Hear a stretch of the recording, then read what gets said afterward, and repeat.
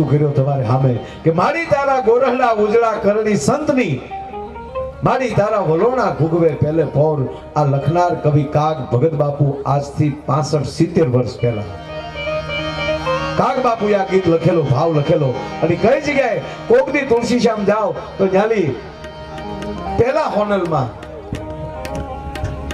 જેનો નેહ હોનલ નેહ તરીકે હરાકડિયા નેહ ગણાય ઈ માનો થોડો છે ને ન્યાય ગાયું ચારતા હતા ભગત બાપુ દુલાભાઈ આ કાગ. ઈ ગાયું ચારતા ચારતા ઈ ભાવ લખતા હતા. એક અંતરો બીજો અંતરો.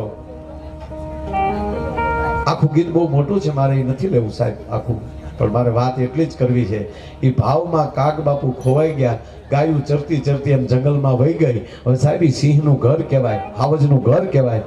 અને કાગ બાપુની જ્યાં સુરતી નીકળી બહાર ક્યારે રે મારી ગાવું તો આખી વહી ગઈ ને અહીંયા તક હાવજે હેરાન ના કરી હોય.